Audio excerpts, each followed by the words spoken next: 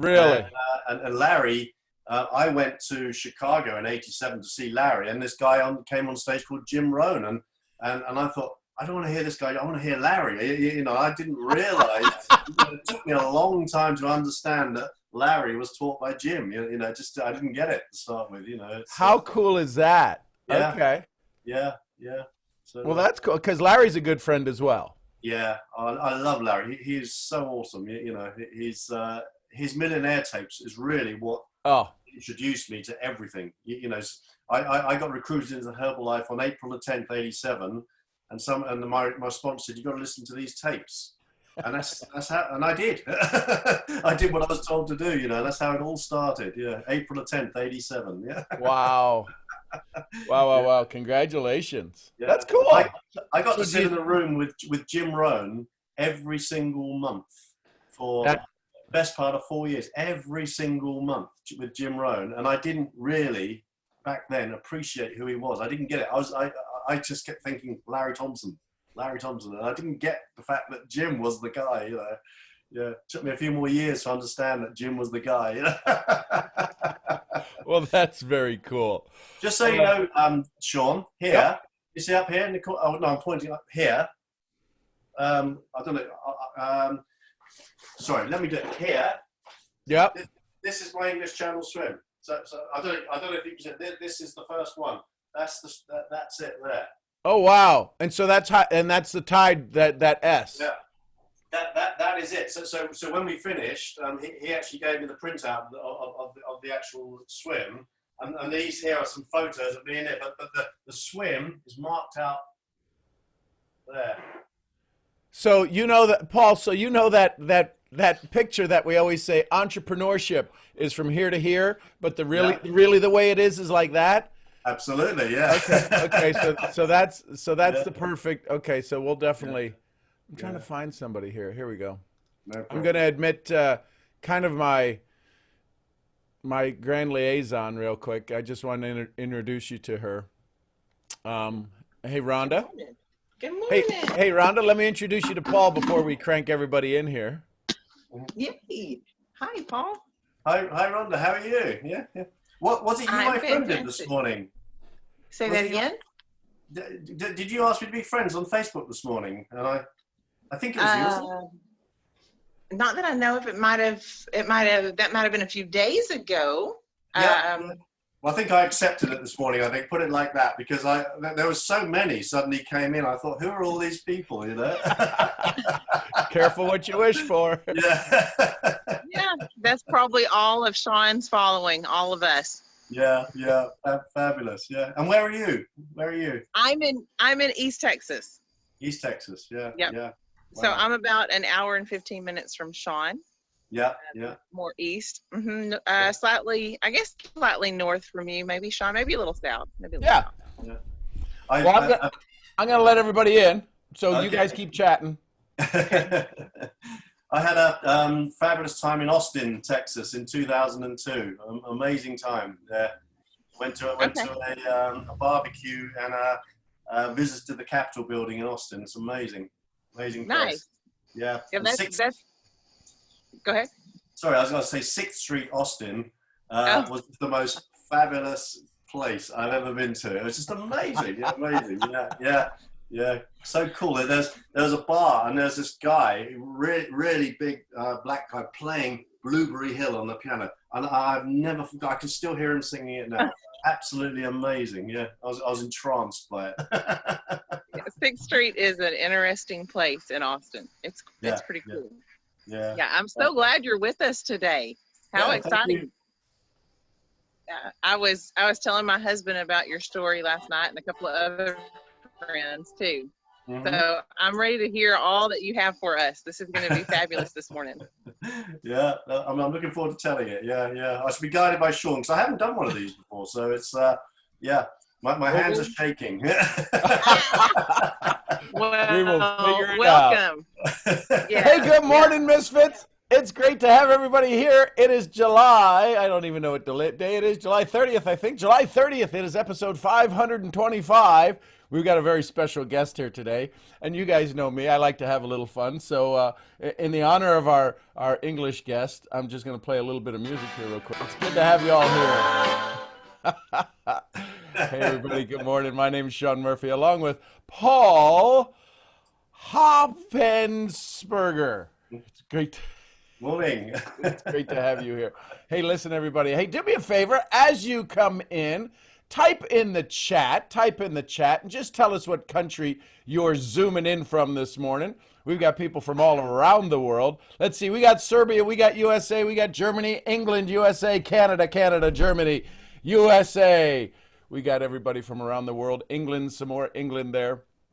And if you heard Paul having a chat with Rhonda just a little bit, you heard he might have had just a wee bit of an accent that you recognize. Panama, the country of Panama. Great to have you here, Kayla. And we got Miami, which is its own country as well. Today we're going to have a conversation a little bit about mindset, but Paul and I are just going to have a little bit of a conversation about determination. India is in the house. Divyenshu, great to have you here, brother.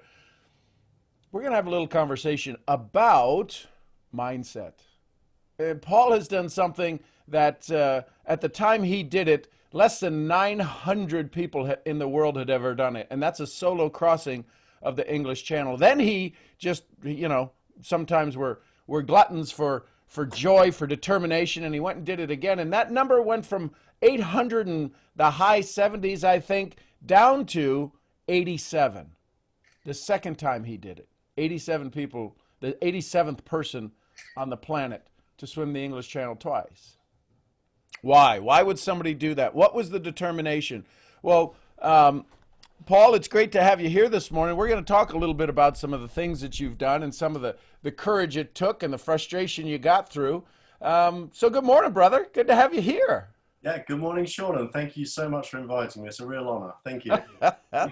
It's a privilege to have you. And so the English Channel, and for folks that are with you, here's what I'd like everybody to do. Paul, is there a hashtag? Would it be Hoffe? Hashtag Hoffe? Would that be a good hashtag for you? Yeah, that'd be good. Yeah. Okay. Hoffe. Hashtag Hoffe. Yeah. And that's the website as well, Hoffe.com. Is that correct? Is this my swimming one or? Yeah, or whichever one you want them to go to as they're coming in this morning. Yeah, if you want to look at all the swimming stuff, it's hoffeswims.com. Hoffeswims.com. And my main website, which is under redevelopment again, is paulhopfensperger.com. There's not much on there at the moment because I'm redoing it at the moment. So here's what I want you to do. I want you to put it in speaker view, everybody, and I want you to go ahead and lean up against the screen, right? Well, not too close against the screen, but see if you can get yourself in a selfie with them. See if you get yourself in a selfie with them, and hashtag them out on your social media. And I'd love for you to, yes, Hoffy, that's it, Alicia.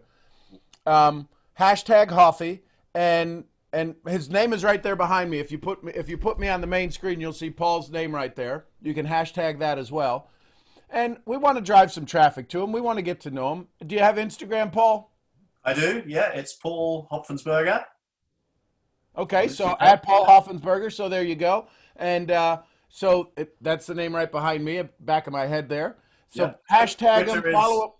Go ahead, Paul. I say Twitter is P Hopfensperger on Twitter. Just okay. P Hopfensperger, yeah, on Twitter. For us, that makes sense, but this is, some of the kids are going, what's Twitter? So, Paul, let's talk a little bit about determination. And first, let's start off with what it felt like once you got out of the channel the first time. You stood on the other side, right? What did that exhilaration feel like for you? It was the most incredible feeling getting out of the channel, because around about 300 to 400 meters before we arrived, it seemed as though we were a very long way away from there. And on the boat, you have a support boat going with you, and on the boat, they're all saying to me, "Go, go, go, go! You're there." And I was still swimming away, and I didn't know what they were saying to me. So I said, "What do you mean? What do you mean?" You said, "Go, go! You're there! You're there!" And all of a sudden, and I will never forget this. All of a sudden, this little finger, touch the sand on the bottom as I was swimming. And I thought, oh my God, I've done it. I've done it. And I put my feet down, stood up and walked ashore. And I was about to burst into tears with delight, excitement. I was so pleased.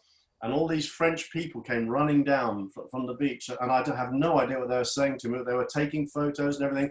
And I was so shocked by them coming down that I couldn't cry. I was trying to cry because I was so happy to cry. And I couldn't cry because I thought, what are these? They're click, click, click, click, click. And I thought, what's going on here? You know? So it was an amazing feeling. Yeah.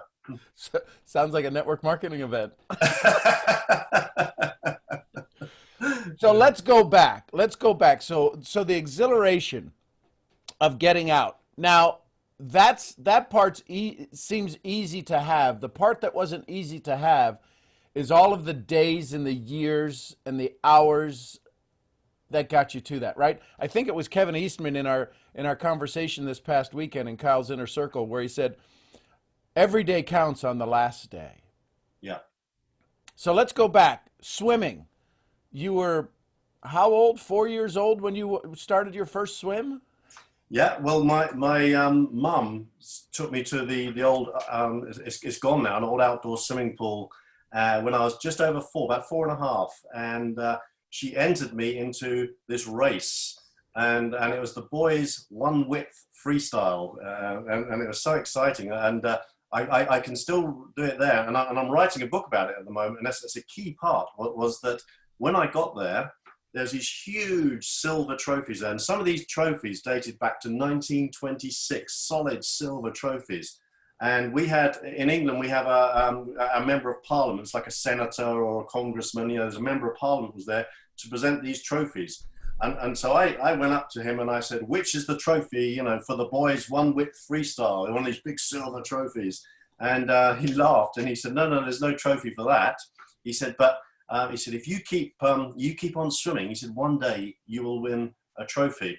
And I thought, oh, well, I'll have to make do with the gold medal then. And so when it came to our event, not forgetting I've never swum before, but I was just determined to win, you know, the gold medal. I was going to win this gold medal. And when it came to our event, they said, get in the pool. And we had to get in the pool and we had to hold on to the side. And they said, take your marks and go. And I was gone. I was off to certain victory in this pool. And I sped across the pool and I came last. And that wasn't in my plan. You know, I had not planned to come last, but it motivated me so much to make sure that I win a trophy. It motivated me so much that I swam and swam and swam year after year after year until at age 10, I won my first trophy. And yes, and I was the champion. And you know, 6 years. It took me 6 years, and that was the start of it all. Yeah. So, the determination of coming in last to winning a trophy 6 years later. When you won the trophy, did it matter it took 6 years? No, not at the time. No, because you know, life is timeless. When you're young, that's a famous song from the Jam. That is, life is timeless when you're young. Because you don't realize it's 6 years. I just knew I wanted to win this trophy, and that was the first opportunity I had to win it. Yeah. So fast forwarding. So did you continue to swim in school, in secondary, and did you do any university swimming? Yeah, well, what happened was, as I've been putting my book together, I've noticed that the next thing I did was, having won one trophy. This was for my town. I then wanted to win the county. In England, you know, for those of you who are not in England, we have counties. Our counties are like your states. You know, so a county, we don't have state, we have counties. And so the next thing was to win a county title. So eventually, I became county champion at 100 freestyle, 100 backstroke, and county record holder. Won those, ticked those off, and then I became Suffolk County schools champion at all the events. And then I kept going, you know, kept ticking these goals off my list as I went through them, until eventually, which I'm sure we'll get to in a minute, I met a guy called Mike Reed. Well, and that was going to be the part that so he walks in to a classroom, into a room that you happen to be sitting in, and he says something that inspired you. He gave himself a title. He recognized himself with a title that Yeah. you were kind of like, what's that about? And what was that? Yeah, so he came to present our trophies, and I had never heard of this guy. His name was Mike Reed, and he gave himself a title, and he said, "My name is Mike Reed, and I'm king of the channel." And I said to my best friend Nigel, I said, what's king of the channel? And we said, what? Yeah, what is king of the channel? And he said, "I've swum the English Channel 19 times." And we went, wow, swam the English Channel. And now I'm someone who's actually, my father's European, so he was European, and we used to go backwards and forwards on these ferries from England to France every single year. And I thought, he swam across there 19 times, and I thought, I want to do that. That's the next goal. That's the next goal, and that's how we started it. Yeah. Wow. Age 17, I was then. Age 17. And how long from then till you dipped your toe in the water? Was it 7 years? No. No. So what happened was, having left that meeting, my friend Nigel said, "Yeah, we need to swim the channel. How are we going to swim the channel?" Now this was in 1980. There was no internet. Oh, wow. Yeah, this was 1980. There was no internet. There was no mobile phones. There was nothing. And so we thought the only thing we had was something called directory inquiries. So I phoned up directory inquiries and said, "Can you give me the telephone number for the Channel Swimming Association," which is where he said he came from. And we said, "I'm sorry, we have no number for that. You know, that's not something we recognize." And so, so that was it. So we didn't know where to go from there. You know, being 17 years old, we didn't know where to go from there. And so it wasn't until so this was 1980, and then in 2006. So we're talking about then 26 years later, that we saw a guy called David Walliams. I don't know if anyone on there knows who David Walliams is. He's a great guy. He's yeah, you lady that does. Yeah, he actually decided to swim the channel, and I sat upstairs right from where we are now, and I sat up there and I watched this 1 hour documentary of how he went from where he was in his life to swimming the channel, and my wife was downstairs here cooking our evening meal. And she had just become the mayor of Bury St Edmunds. And normally when you become a mayor in England, you raise money for charity. And so I came downstairs and I said to her, "I'm going to swim the channel." And she said, "Yeah, okay. What do you want for tea?" She said. And I said, no. I've just seen David Walliams swim the channel. I'm going to swim the channel. I know how to do it now. I've just watched it. I know how to do it now. And so that's when I planted the seed in my mind in July 2006, that I was going to achieve this goal I'd set myself some 26 years beforehand. Yeah, as a long-term goal. So you got inspired, you saw something that motivated you, something rekindled in you, and you said, "Okay, I'm going to swim the channel." How far across the channel is it? So in a straight line, it's about 21 miles. Ladies and gentlemen, that's key. I learned after talking to Paul, straight line is the way the crow flies is different than the way you swim the channel. Absolutely. Yeah, there's tides in this. So in a straight line, it's 21 miles. From you would start from just the other side of Dover. There's two starting positions. One's called Samphire Hoe, which is a man-made area where they put the diggings from the Channel Tunnel, and the other place is Shakespeare Beach. And it depends on which type of tide you go on as to where you start from. Yeah, so the first time we started from Samphire Hoe, the second time Shakespeare Beach, and the third time was Shakespeare Beach. Yeah. And the third time we'll talk about as well, because it seems like it's sometimes easier to do things with a crew, but the toll that it took on you was a little bit more than possibly just swimming the channel by itself. But we'll talk about that in a second. So I want people to hear that. So the first time, so how do you prepare to swim the channel? Do you just, you get in your bathtub and just start swimming, or what do you do? No, that's not quite big enough in there. Yeah.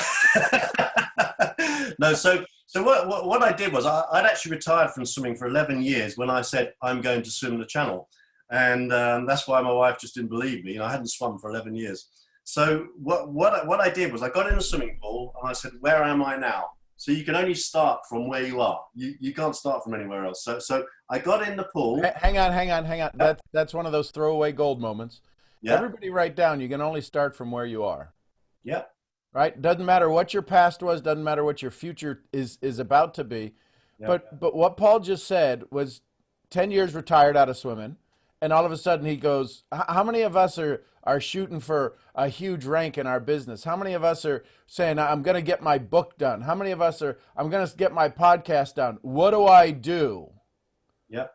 Yep. Write down, you can only start from where you're at right now. You only start from where you are, you know. But what my good original mentor Larry Thompson said to me, he said, you know, what happens in your life today, what happens in your business today, is not a result of what you did today. It's as a result of what you did yesterday.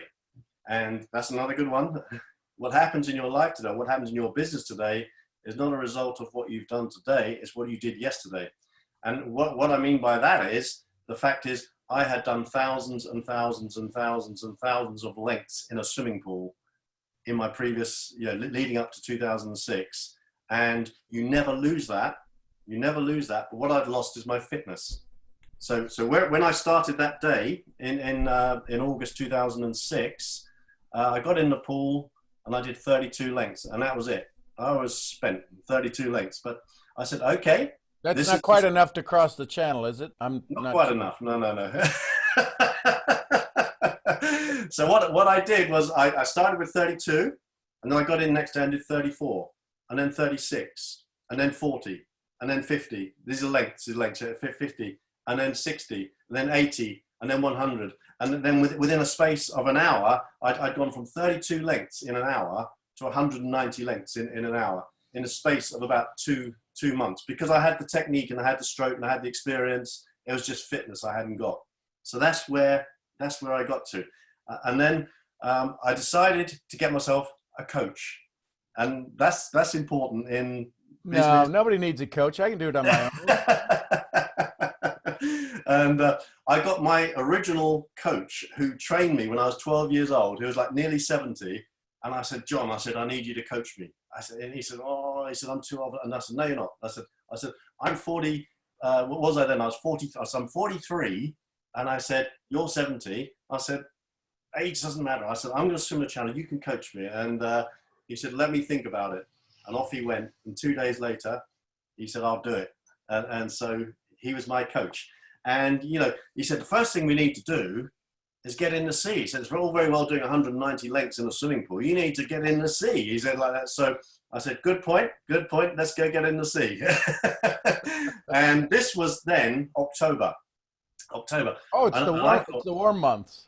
Yeah, but I thought that was really cold then. I thought that, you know, this is cold, October. But apparently that's when it's really warm because it's had the whole summer to warm up the sea, and it's only just going down. But I thought I was really brave getting in the sea in October at the time. But it was nothing. But the key was December the 26th, 2006. December the 26th, 2006. Anyone who lives in England knows that the North Sea is not the place you go swimming on December the 26th, 2006, or any December the 26th. It's going to be cold. So I went down there to be this big, brave person who's going to get in the sea and swim in Felixstowe, if anyone knows Felixstowe, from Felixstowe, from this pub to the pier, which I'd looked on Google Earth, it looked about 100 meters, something like that. And so I got down there, and the radio were down there, and the big masts were down there. They set everything up, and there's all these people on there. And I was like waving to everyone when I got there. And when I looked down, I thought, oh my God, that's got to be at least a mile down there. And I looked around, I thought, well, all these people are here to see me. And so let me give you just a little bit of a background, everybody. So everybody on the 26th, everybody runs into the water because it's so cold and they run out. Yes. And they raise a little bit of charity. And Paul, it steps up in his pure English bravado and Speedo and says, I'm going to swim to the pier. Well, everybody's looking at the pier and they're going, there's no way you're going to swim to the pier. And so Paul's starting to think this too as he's walking towards the water. Absolutely. And this was for charity, right? This was for charity. Yeah. We were raising money for local hospice here in Bury St Edmunds. And so I thought, there's no way can I bottle out of this. I've got to do it. There's all these people here. And they all said, take your marks and run in. So everybody ran in. And I put my goggles on, and I stepped towards the sea, And as it got towards my thighs, I thought, this is the coldest water I've ever seen. My feet immediately went numb. It was about 5 degrees centigrade, the actual water. So it's only 5 degrees above freezing point, you know, of water. And I thought, oh, I'm going to do this, I'm going to do this. And I kept saying, I'm going to do this. And I'd read a book about hypothermia, how hypothermia can set into your body if you're not careful. And one of the things was when we swim, if you can see my hands, when we swim, we always have our fingers together. When hypothermia sets in, apparently your fingers start to come apart like this because your brain cannot communicate with your fingers. So I kept saying to myself, as long as my fingers are stuck together, I'm good. I'm not getting hypothermia. So I stepped in, and then it went above the Speedos, and my goodness is all I can say, how cold it was. And then I put my head in, boom, and off I did. And I have never, even since, I have never been that cold before. Never been that cold before. And I started to swim, and I thought, okay, 1, 2, 3. And I looked over there, and you could see some ships in the background there. 1, 2, 3. And all these people were running down the beach. And I thought, I have never been so cold. And fingers together. And I just kept going. I kept going. And the bad thing about it was it was against the tide. I was actually going forward trying to carve through the tide, which made it even longer. So you know, normally for me a mile would be around about 15, 16 minutes. Eventually 35 minutes later I actually arrived, and I touched the pier and got out, and I felt like a rubber man. My feet and my hands were like this. I couldn't feel them. They were like flapping, and I got out, and then I started shaking like this. And this is the body's natural reaction to getting you warm again. And a guy, Mike Reed, he'd actually got out. The King of the Channel was there that day. And he got out after 50 meters. He couldn't cope with it. And he came running down the beach to me. And he said, if you can do that, you can swim the channel. And I went, yes, I will swim the channel. Wow. And that was the King of the Channel, yes? King of the Channel, yeah. He was there that day, and he got in with me, and he did about 50 meters and got out. It was too cold. Well, when you've done it 19 times, however many times he's done it, it's like, I don't need to really do this. Yeah. But here's the part that you were telling me the other day when we were talking, is that when you would look out to the channel, you're like, there's the boats. But when you would look over, you'd go, there's people, I can't stop. Yeah, absolutely. Yeah. I mean, it's great to have people watch. If no one's watching you, you could probably get out, you know, but if you've got all these people come especially down to see you, and BBC Radio Suffolk with their big masts there, and the reporter was running down, and he was interviewing people on the beach, and I could see all these people running down, you know, in the distance there, and I thought, you know, it does inspire you. It does inspire you to succeed. Yeah. So for all of you that are building your businesses, it does take a village. Yes. Have that village who's going to be there to support you. Have those people. And it's even better when you don't know them and they're cheering you on, because you're doing something they want to do. Every one of you that's listening to Paul, realize you deserve the success that you're working for right now. Absolutely. This whole idea of where you're at right now, and you think sometimes you're on this journey by yourself. Paul was swimming by himself, but he had people cheering him on. Why? Because he showed up at a time where people would show up. So as you go out and build your business and go on to social media, be consistent. Could you imagine if Paul showed up 4 hours after everybody left and swam? Who would know it? There'd be no witnesses. Sometimes you have to show up, and you've got to be the person that people witness to have success. Show up at the right time.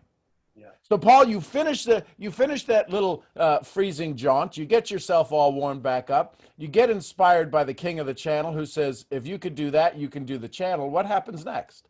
Yep. So I kept going in the sea in January and February, which, again, if anyone knows English Sea, the North Sea in January and February, pretty cold. But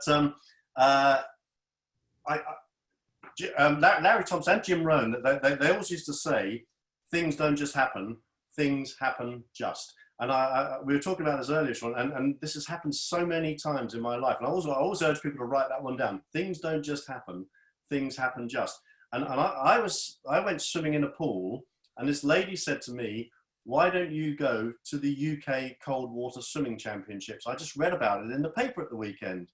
And I said, I hadn't heard of it. So she then said to me, Google it. So I Googled the UK Cold Water Swimming Championships, and I entered, and I went down to these championships. And when I got down there, there was 4 or 5 English Channel swimmers there. And I said to them, wow, so you swim a Channel? And I said, I'm swimming the Channel in July.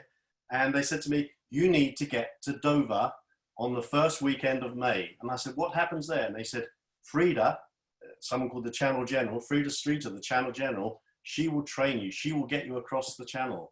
And so that was, you know, so going from a swimming pool, chatting to a lady there, and then going to these UK Cold Water Swimming Championships, I learned about this training in Dover, you know, so things don't just happen, things happen just. And I went to Dover and met the Channel General. She was called Frida Streeter, a fearsome lady. She's lovely inside, but she's a fearsome lady, and you don't mess with her. And listen to this one. Her daughter is the world record holder for the number of Channel swims. She is called the Queen of the Channel, and she has done 43 Channel swims. Which, yeah, even to this day, I find it amazing. 43 Channel swims. And that's her daughter. That's Frida's daughter. And so I thought, okay, you need to be with these people. And I got 3 little takeaways at the end, and I'll mention this on there. So I was taught how to swim the Channel. And so we were doing 7 hours on a Saturday, backwards and forwards in Dover Harbour, 7 hours, backwards and forwards. And then you'd get out at 7 hours. And the general, as we called her, she would not let you get out at 6 hours, 58 minutes. It had to be 7 hours, because she said, you won't get out of the Channel 2 minutes before you arrive there in France. She said, so you need to go all the way. You know, whatever you're doing, she said, you need to go all the way. Don't cut corners. She said, go all the way. Well, if I tell you 7 hours, you need to do 7 hours, not 6 hours 58. So that's what we did. Wow. Is that a good point, Sean? Yeah, because that one point of you can't get out of your effort till you reach your goal. But Yeah. how many of us push it off? We go, well, I don't need to do a video every day. Yeah. I'll go back to Kevin Eastman. Every day counts on the last day. Yeah. Every minute counts on the last minute. Yeah. That's powerful. Yeah. And folks, if you haven't picked up by now, you see the connection. He's talking about Jim Rohn. He's talking about another very dear friend of mine and ours, Larry Thompson. So funny how some of the language of motivation and inspiration can even help you get across the channel. Yep. Right? Yep. So go ahead, Paul. Yeah, I've used Larry and Jim's in my business and in everything in politics. I'm a politician as well in politics, and I've used it everywhere. So it's good, just great stuff. And so yeah, with these swims, the general made us do was 7 hours on a Saturday, and then you get out and literally you feel in so much pain. It's unreal. And so we then went and had something to eat, went to bed, and then when you get up next morning, you can barely move. Barely move. And then you have to walk down to Dover Beach again. And she says, okay, 6 hours today. And you think, oh, so the first thing you got to do is get in that cold water that you spent 7 hours in yesterday. And then you got to swim for 6 hours. Not 5 hours, 58, 6 hours. and one in particular day that I was talking to Sean about during the week was a Sunday afternoon with I was about 5 hours, and it clouded over. As I was I was swimming, I thought, this isn't looking good. And so you're swimming along Dover Harbour, and you can see the white cliffs of Dover up here, and you can see all the ferries over there, and you're swimming along, and it clouded over, and it started raining. And next thing, forked lightning coming down in the water, hitting the cliffs of Dover. And I'm looking over, swimming in the water, I think, I'm going to die. And it was terrifying. But I was thinking of Frida, no, I can't get out at 5 hours, 10 minutes. I can't get out. I've got to do 6 hours. And it was coming down, this lightning, and it really was terrifying. And then I kept looking as you're swimming. You wear a watch in the water, and I kept looking, and somehow, to this day I don't know, somehow I got to 6 hours, walked up the beach, and she sat there in her sou'wester, soaking wet. I mean, she's on the beach, in this fork lightning. So I thought, well, if she's going to be on the beach, I can swim. I can swim. And we did. And so we're doing these swims every weekend, 7 hours, 6 hours, 7 hours, 6 hours, as well as 60,000 meters in the pool during the week, in the pool. And that's how we then prepared ourselves for the channel, for the big day. So big day comes, and what I didn't realize is like how many certifiably lunatic people there are that are wanting to swim the channel. Because when I was reading your info, you heard you'd be the third boat out. Yeah. Tell us a little bit about that. Yeah, so the very first thing you do when you decide to swim the channel, so now stepping back to 2006, the July, is you ring up and you ring, so there are registered pilots, only registered pilots can do this. And I say, I want to swim the channel. So he gets his diary out and he says, okay, I've got one slot where you can swim number 3 on the week of the tide of July, I think it was July the 8th. It was that week's tide. And I said, what does that mean? I have no idea what that means.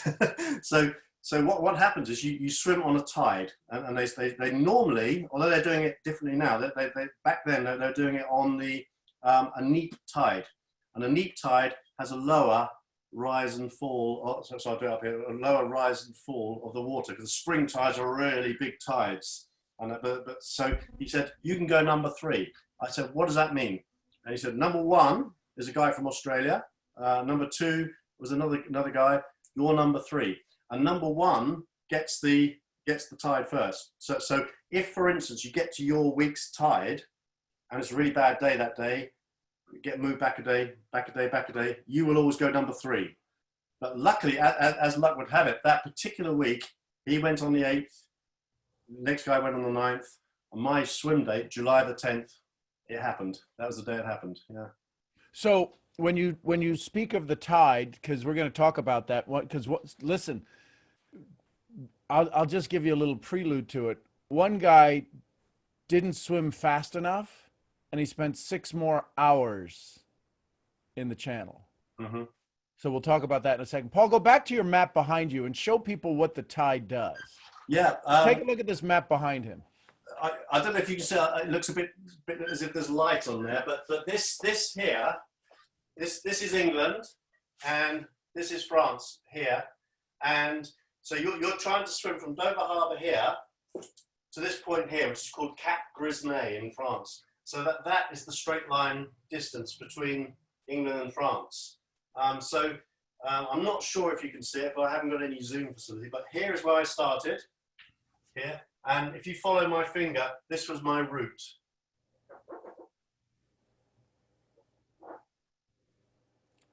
Wait a minute. So is it because of your heritage you couldn't swim in a straight line? My heritage? No, it's due to the tide. It's due to the tide taking you. Yeah. Yeah. So how far did you actually swim? I'm guessing it was a little more than 23 miles. Yeah. Yeah. I put it up the course. 52 kilometers was the swim. 52 kilometers. Yeah. Because of the way the channel takes you. And the other thing about this is we didn't mention at the beginning, but there's been more people have climbed Mount Everest than have ever swum a channel. More people have climbed Mount Everest than have ever swum a channel. And the reason is there's 600 ships per day, backwards and forwards, tankers. It's the busiest shipping route in the world. And here is they come this way on this side, and they go this way, this side. It's like a you call them freeways in America. We call them motorways. Yeah, and so it's like a huge motorway.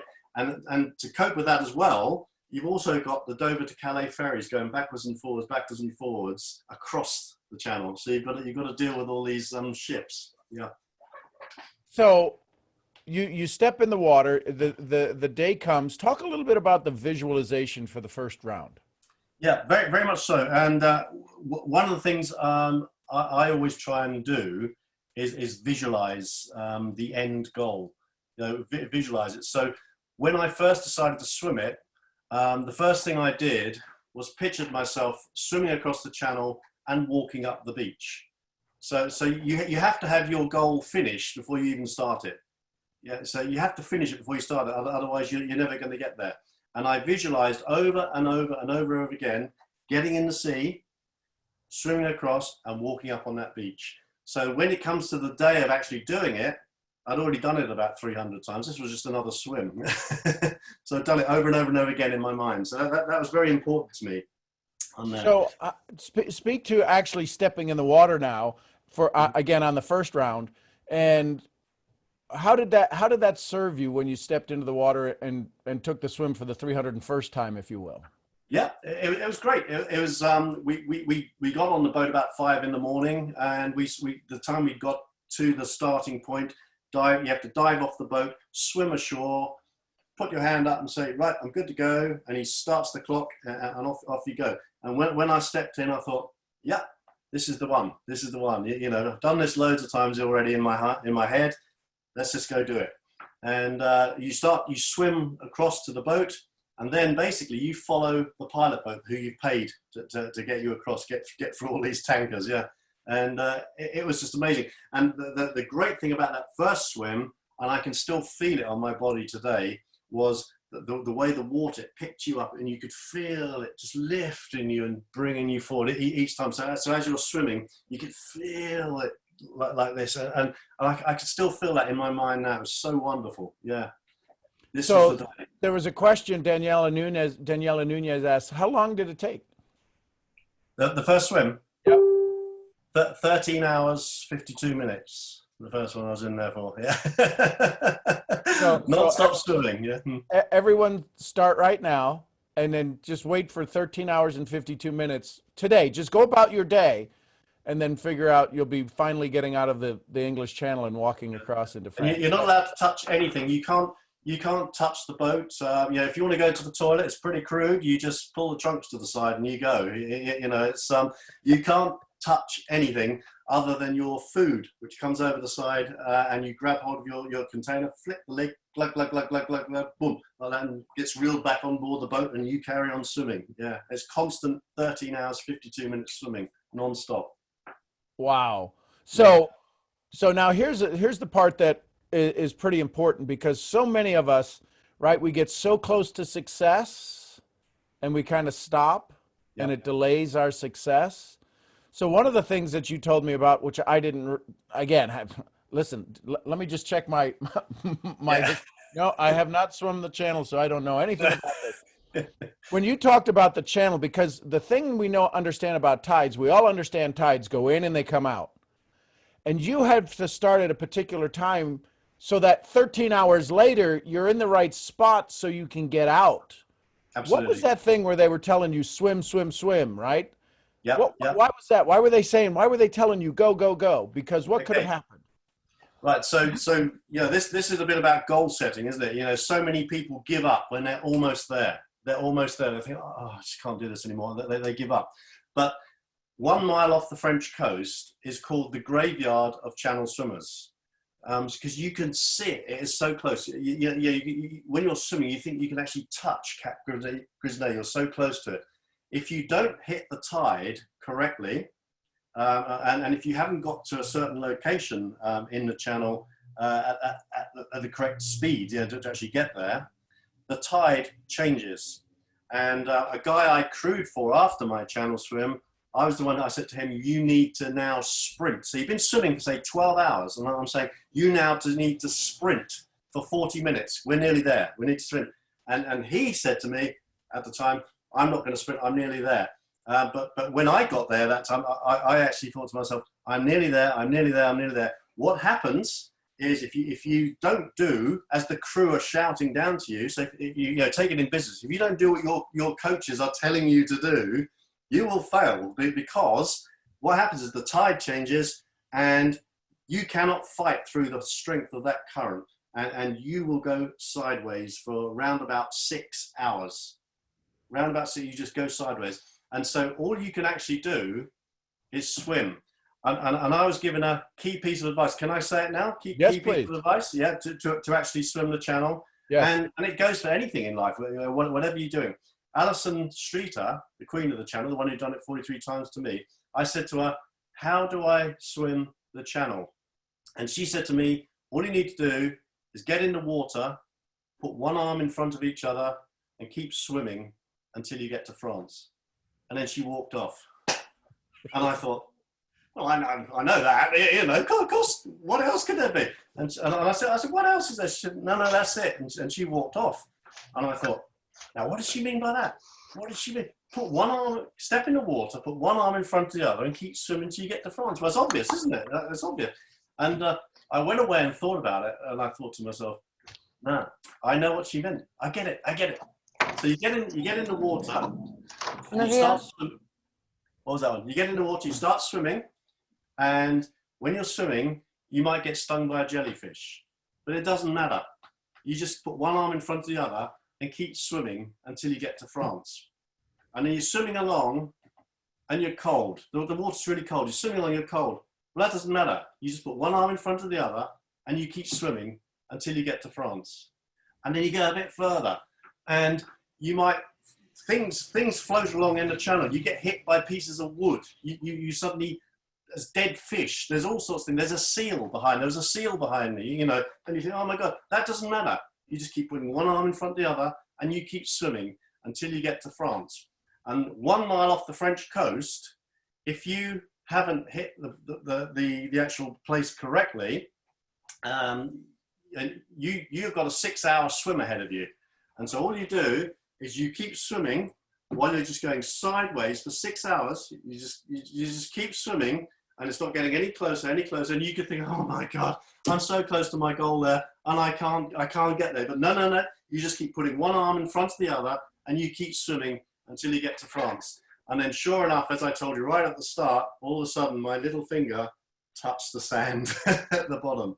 And I kept swimming, and I stepped up, and I swam to France. Yeah. So that's key. That's a key piece of information. And to her, that was a throwaway piece of information. And I've used that for a lady who wanted to run the London Marathon. And I said, and she said, I always have to give up about 22 miles. And I said, well, what you need to do is when you hit 22 miles and your back aches and you're thirsty and you're in pain and you're hungry and it's raining, whatever it is, you just need to keep running until you cross the finish line. And so you can apply that to anything you do in life, you know. And I told that marathon lady that, and she nearly gave up, and she thought about what I said. I'm sorry? Hold on, Paul. We muted you. Hang on, Paul. There we go. You're good. You're unmuted. Keep going. Oh, sorry. Did you hear that last bit? No, go ahead. Say it again. We heard about the running, so just keep running.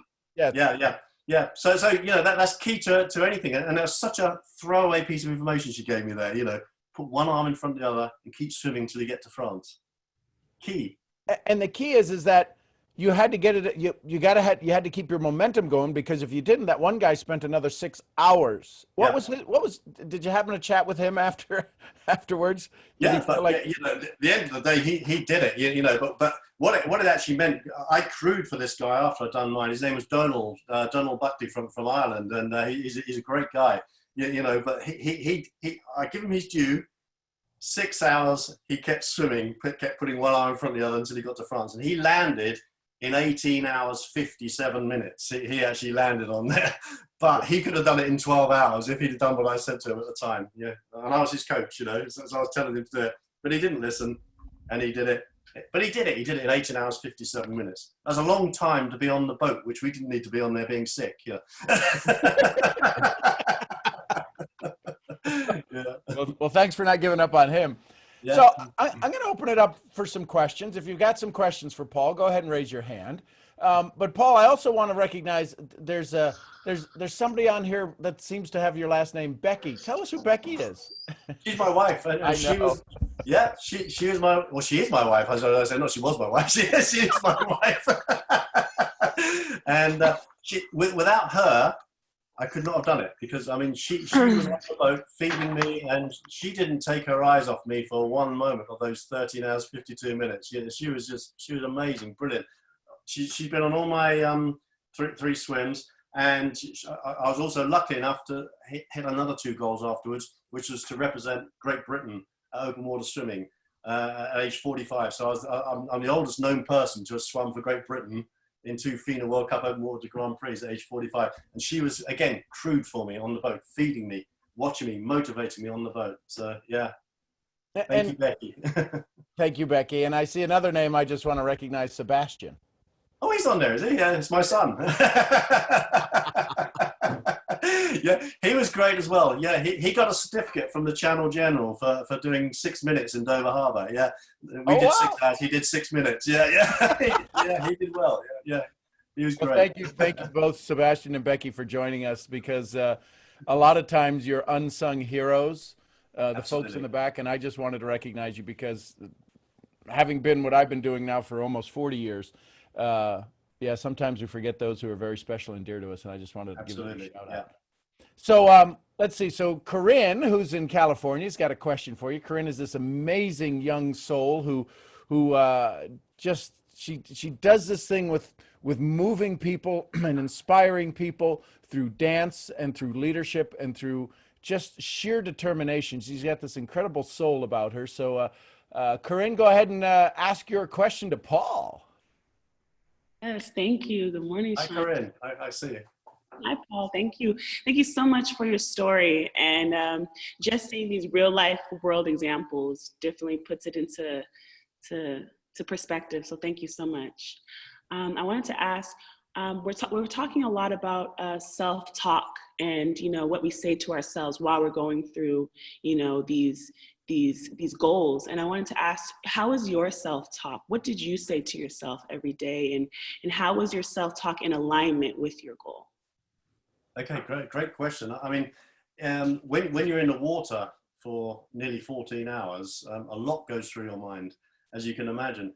And as Sean said earlier, I'm a big Jim Rohn fan, and I was very lucky enough in the late 1980s, early 1990s to spend a day with him every single month. I loved Jim Rohn.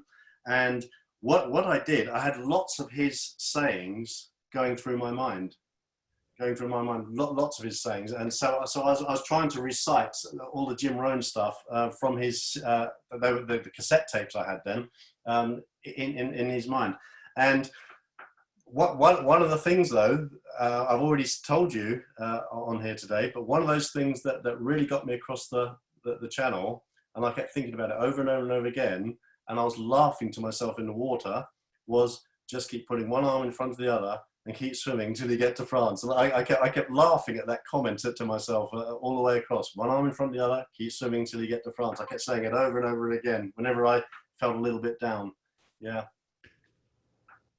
So, Paul, I want to touch on that because you said something key there. Again, to me, it's one of those hidden little secrets, the laughing. Yeah. That higher energy, that changing of state, right? We hear people say all of the time, motion creates emotion, right? So you're in a place where you could possibly be in sheer pain, which you probably were many times. Yeah. But the quality of your emotions determines the quality of your life. And then for the 13 hours and 52 minutes, the quality of your swim. Yeah. What did you, and I think that's a brilliant question Corinne asked about the self-talk, because most people might not hear the laughing part. How important was that to you? It was very important to laugh across the channel because, if you're going to swim to France, you're going to be in there a long time. And so laughing to myself was just something I did. I can't really explain it to you other than that it kept me happy. And I thought, this is great. And you're swimming along, you think, 1, 2, 3. You think, oh, there's Becky up there on the boat, and then 1, 2, 3. Oh, there's an oil tanker over there. Swimming along with an oil tanker, great, And so it's just like crazy thoughts all the way across, and then a little bit of Jim Rohn. And I'll tell you something as well. When you get a bit tired, if you can imagine, if you're just swimming in the water, and you're just swimming along, you think, oh, I feel a bit tired now. So I shut my eyes and I went to sleep. And I carried on swimming and I was asleep. Not fast asleep, but in a state of a almost like a trance type state as I was in there, just to give you that little bit of rest on there. But the laughing was, you know, it was essential. It was essential to get you across. Yeah, you got to enjoy it. Whatever you do, you got to enjoy it, haven't you? That's If you don't enjoy cool. it, don't do it. Thank you, Corinne, for that question. Let's go to Manny. Hey, Manny, how are you, brother? Good morning, Sean. I'm doing great. Hi, Manny. Good to see you, brother. Hello, What's your Paul. Good question? morning.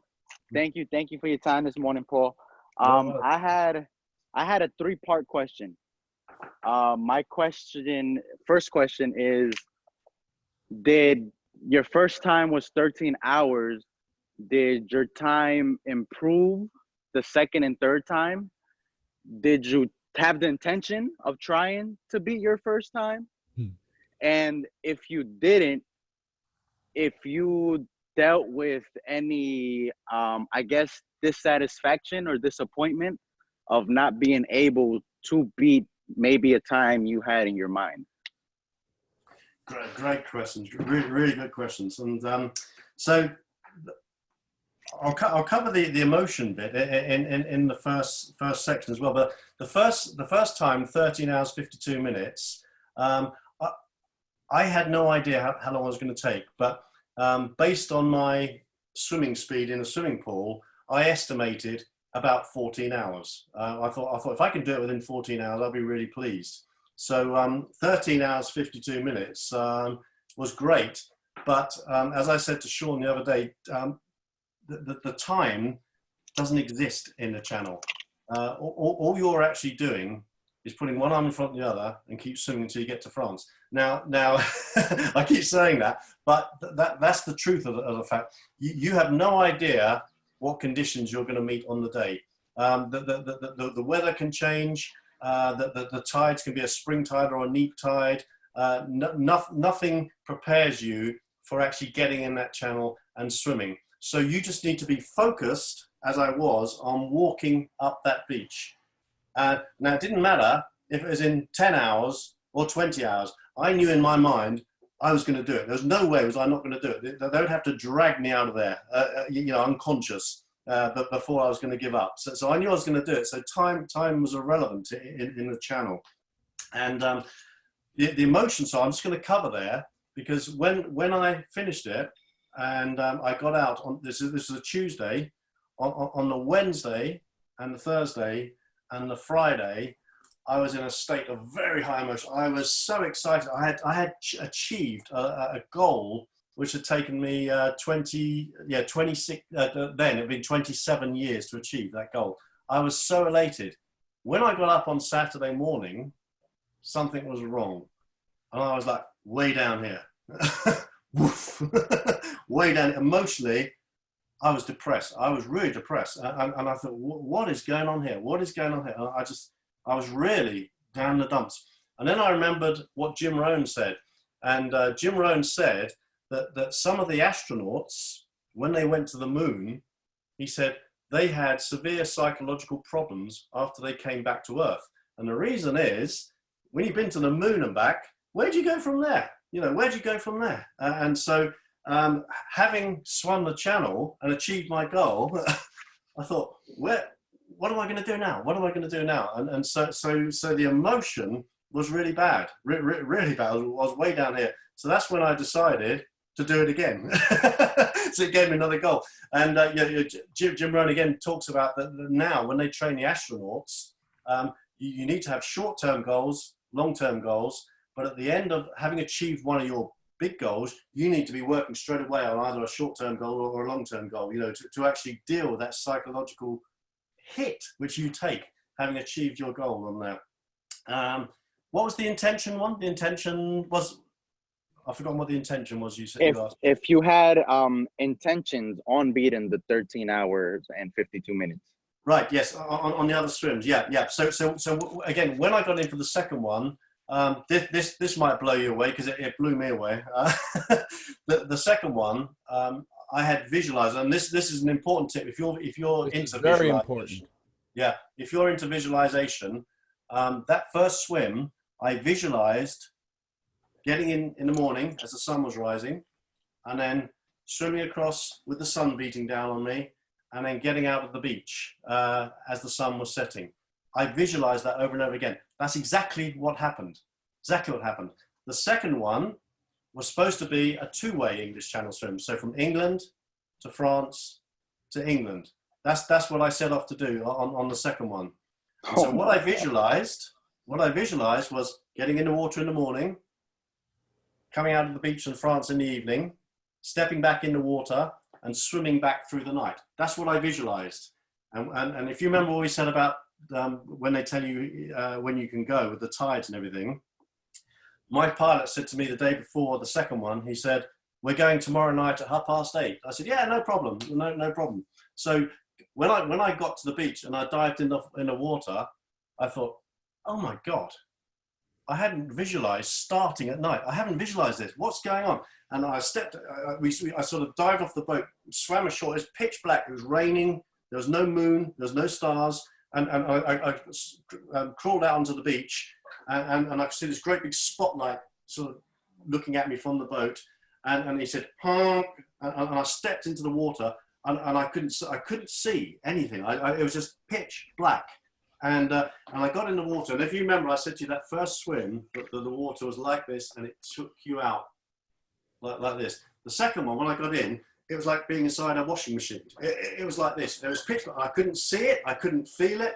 And I thought, this is awful. This is awful. And I swam to the boat. I said, this is awful. This is what Becky said. Carry on. Just keep swimming. And it was literally, it was like this. It was just boom, boom, boom, boom in this water. And I couldn't see it. It was just so black. And Becky was this side on the boat this time. And as I looked up there, all I could see was this big spotlight coming down on me. So I was just blinded by the spotlight. And when I looked over there, it was just black. It was just completely black. And somehow, I got across, again with sheer determination, I got across in 13 hours and 3 minutes. So it's 49 minutes faster than that second one, than the first one. And I don't even know how I got across. It was just sheer will and determination, but it was awful. Absolutely awful. So in the channel, you can't say, I'm going to beat a time. You never know what the conditions are going to be like. You just get in there and you put one arm in front of the other and you swim until you get to France, because you just don't know what it's going to be like. Yeah. Does that answer your questions? Yeah, that's just so cool though, because you started the second race without actually visualizing how you were going to start it. Yeah. With more turbulence and more adversity. Yeah. And your determination was able to get you to beat the first time. That's right. Yeah. Wow. Yeah. That's very amazing. So. Yeah. And so Paul, the key there, Sean, what I was just about to say, the key to that is when you're visualizing something, you need to try and visualize all the different scenarios. And I'm big into visualization, and that really taught me a lesson. You know, you have to visualize all these different scenarios, not just the one you want it to be. So because of starting off going, I can't see, right, on the shores over in Dover, 14 hours later, 13 and change later, yeah. Did you step back in and go back to France? I mean, go back to England, or did you stop when you got to France?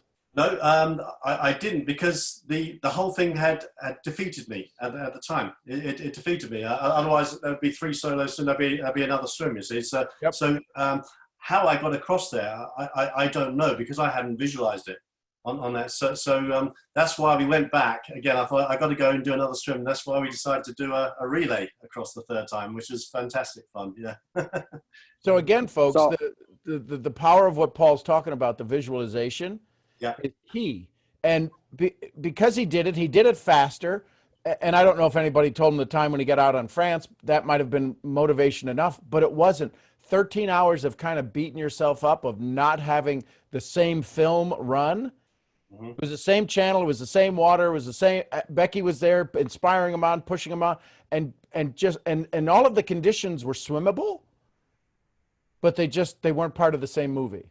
Yeah. So this part of visualization, and when I asked Paul the same question Manny asked, he said, you don't get faster or slower in the channel. The channel determines your speed, not you. Yeah. And that, I think, is key, right? We talk about all the time. It's not your passion that wanes, that's a little off. It's your plan. Yeah. So, Manny, any follow up to that? Yeah, just the second time, since nothing of it was visualized, although you accomplished your goal, were you unsatisfied because it didn't play out the way you've been visualizing it for so long? Yes and no is the answer to that, because as I approached France, the second time, this time I burst into tears and I filled my goggles up with tears, because I thought, oh my God, I'm going to be a 2-time channel swimmer here. Yeah, and if you look at the video, there's a video on my Open Waterpedia pages. It's called Open Waterpedia. It's a bit like Wikipedia for open water swimmers. There's a video on there, and it's on YouTube as well.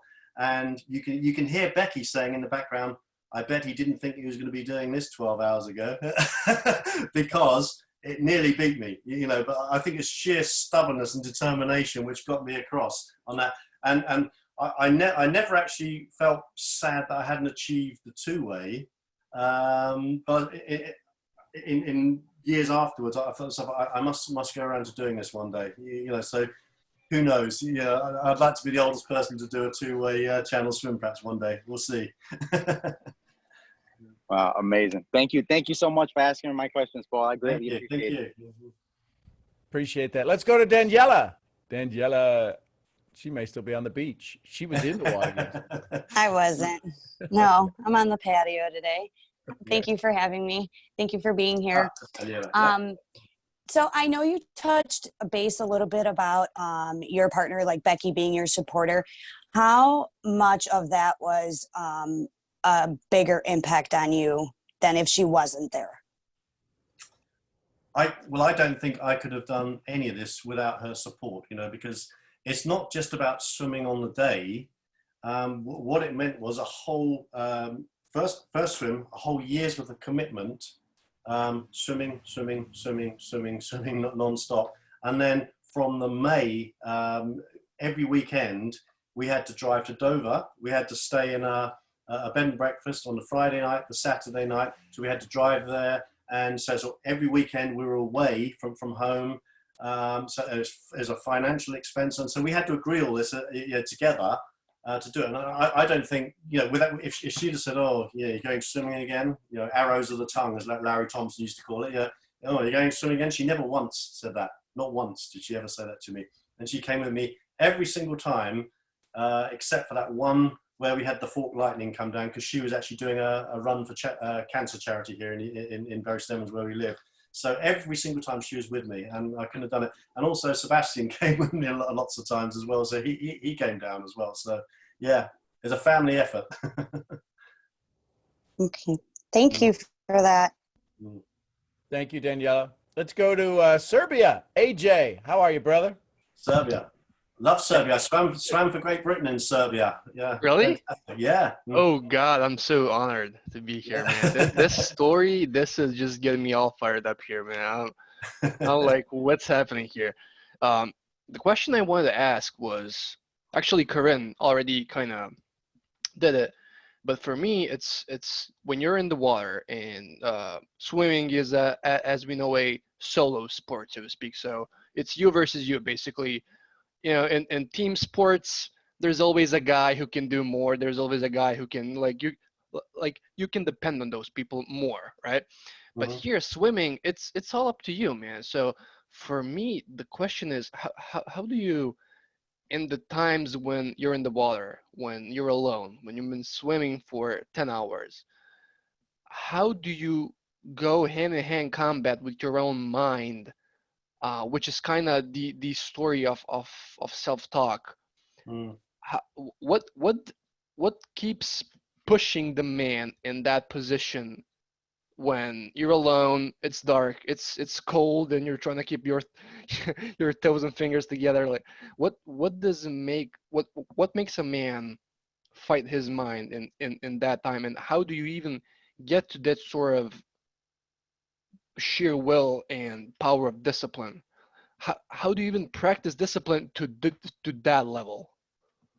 Yeah, fantastic question. Yeah, and I think if I knew the full answer for that, I'd sell it because it's something inside, isn't it? It's something inside of you to achieve those goals. And I think everyone is different, but when you're in there, one of the things that I was doing when I was in there was we wanted to raise money for charity, and so I think a lot of the times if you think I'm in the water, oh, so cold in here, oh, I really want to get out. No, but I need to raise this money for charity. So you keep firing yourself. You do talk to yourself, and you keep firing yourself up in there. And raising the money for charity was key and I've always done it for as long as I can ever remember, and that does inspire me.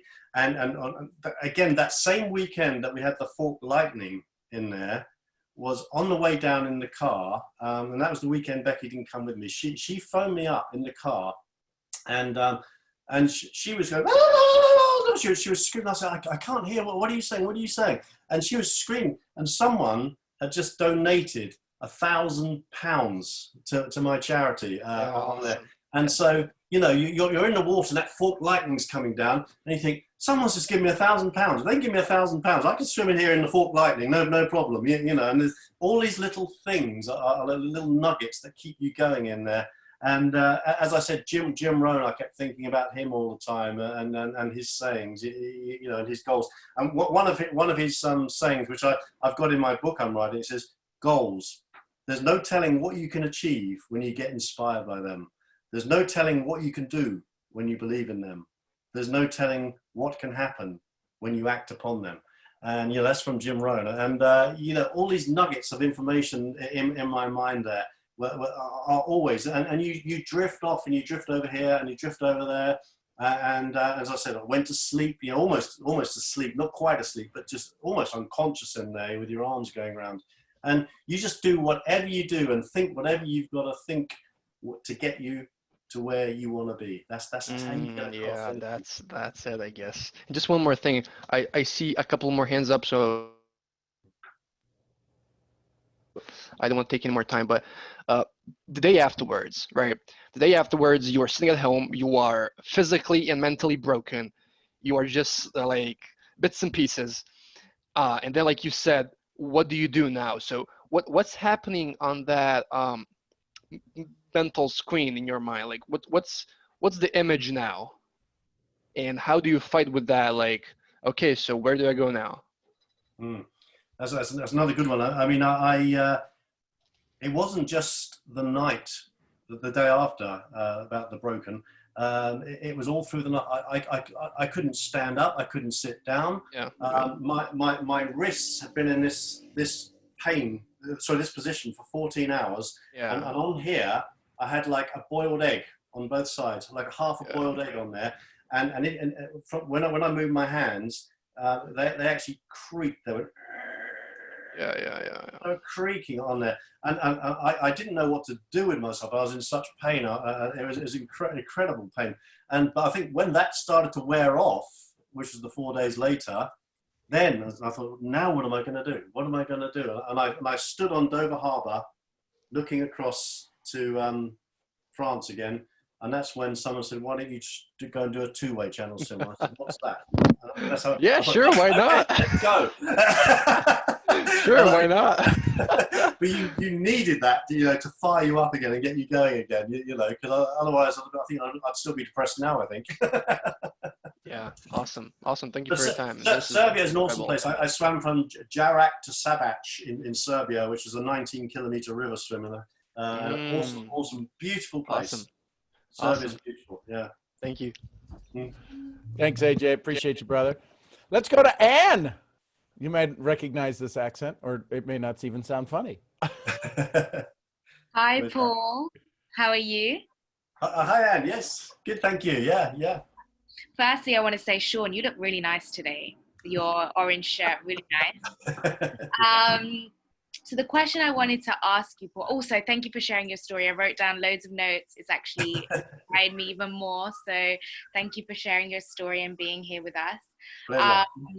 So you said, like, one of the lines that you said is, you have no idea what kind of conditions, you will encounter whilst you're in the channel.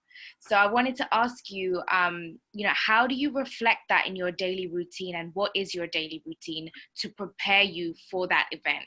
So, like, what do you do, like, when you wake up to when you go to sleep? Like, obviously not like every minute, but like what kind of things do you place in your day to prepare you for such an event? Yeah, okay, that's a great question. And I think you've always got in your mind the final goal. Jim Rohn used to say, if you fail to plan, you plan to fail. So the plan was to walk up the beach in France. So you walk up the beach in France, and so that's in your mind all the time. So that's what you're thinking. But every day, I used to be in the pool at 7 o'clock every morning, and my goal each morning was to beat the number of lengths that I did the previous morning normally by 1 or 2. Yeah, because you get to a certain stage, you just cannot physically. We only used to have an hour in the pool, so you cannot physically get much more. Can't go much faster than that. So I got to about 190 lengths and that. So I achieved that little goal to get to 190 lengths. And so every morning, you have to be disciplined to get in that pool every morning. So you sometimes wake up and think, oh, I really don't feel like going to swim. But you have to, because you have to picture yourself standing on the beach in France. So every morning in the pool and in some of the evenings. But then every Friday, we say about being in the Channel, every Friday night, driving down to Dover, and if you're British, obviously, you have to go down the M20, around the M25, through the Dartford Tunnel, and it's a complete nightmare to actually even get to Dover. And so you get to Dover, park yourself up in your B&B, focusing on spending 7 hours tomorrow morning in Dover Harbour, backwards and forwards. The Channel General says to you, right, in you get 7 hours, and so you sort of swim over to the pier. You think, where shall I go now? Like, oh, I'll swim over to where the ferries are, to the dock. And you think, oh, where should I go? Oh, I'll have to go back again. And it's very monotonous. It's about 2 kilometers, across there and back. And then you come in for a feed. You come in for a feed at 2 hours and that. And then so you are actually in the Channel there, but you're slightly protected. You're slightly protected because it's got a wall around it. But it's key to get in that English Channel, to actually sit and keep looking across to France and stand on the cliffs in Dover and keep looking across, so all that mental preparation and say, and the key is not to say, I'm attempting to swim the Channel. The key is saying, on July the 10th, I'm going to swim the Channel. Doesn't matter what. I'm going to get in, put one arm from the other and keep swimming till I get to France. Yeah. So, but there's things in there, there's seals in there and there's dolphins in there, and I never got to see a dolphin when I was swimming, but there was a seal behind me, and it's quite a weird thought to have this big seal behind you, and I've often thought afterwards about it biting your toes. I don't know why, I kept picturing it biting my toes.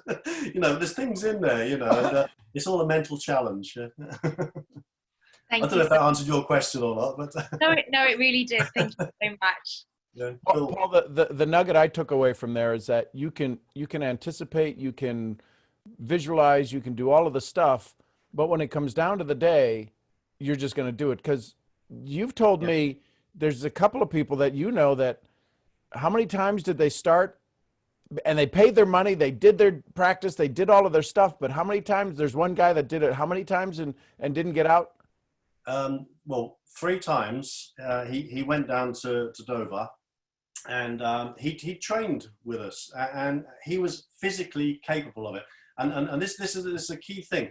Swimming the Channel is definitely 80% mental, 20% physical. 80% mental, 20% physical.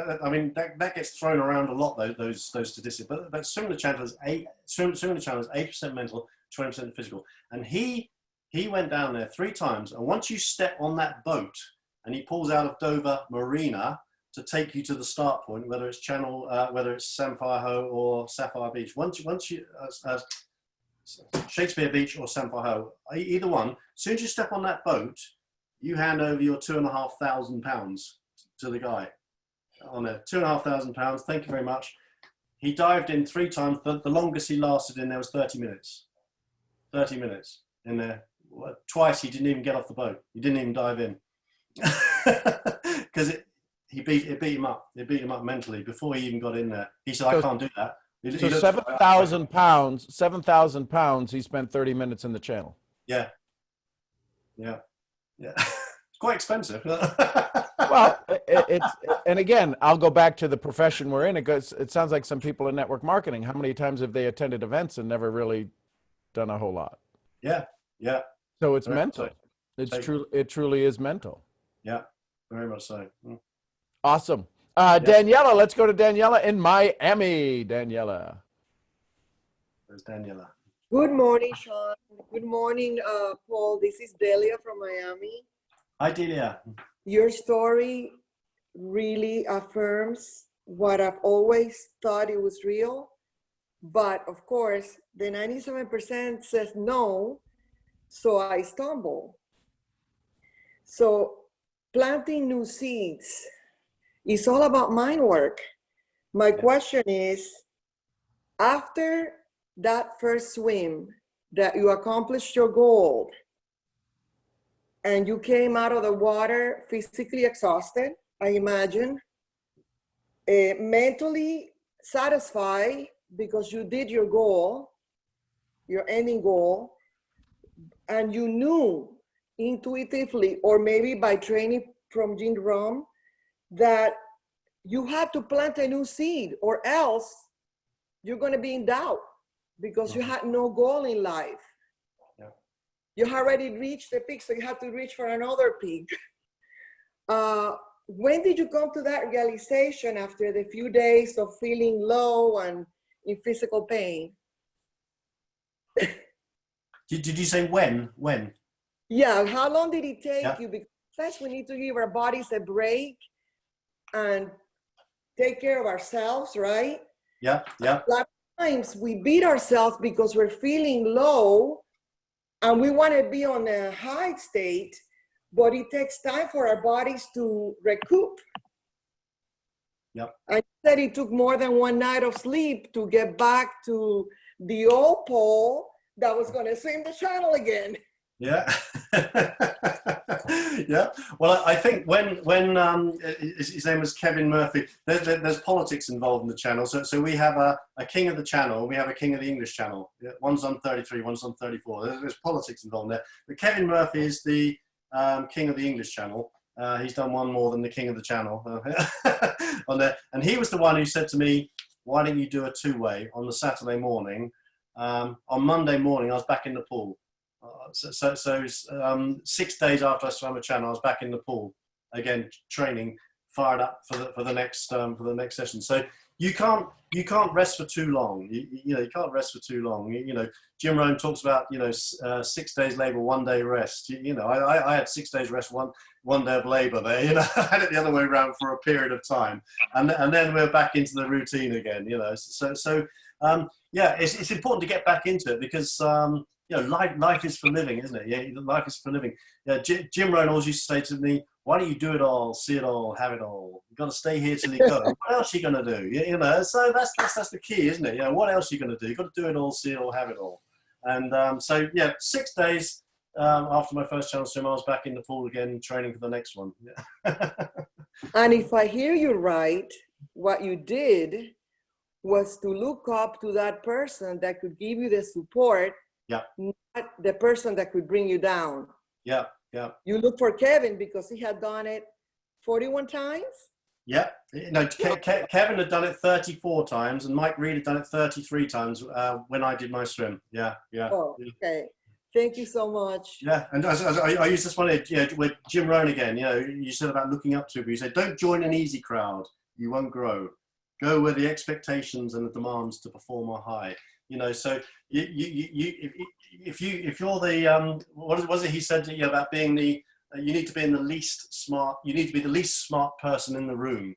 So I went to Dover having not swam the channel to be with people who'd swum the channel so they can tell me how to swim the channel. I was the least smart person in the room there. And then and now here I am telling you how to swim the channel. Thank you so much. Thank you, Delia. Awesome question. And again, folks, please take a picture of Paul, and if you can get yourself in the selfie there with the screen and hashtag Hoffy, right? HOFFY, hashtag Paul, and his name is right there, right? Write it down. Because I want to promote him. He's not going to toot his own horn. The guy swam the English Channel twice, right? Did it a third time on a relay.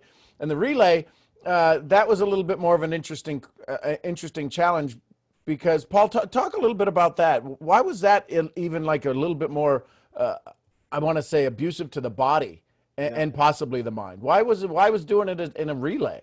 Yeah.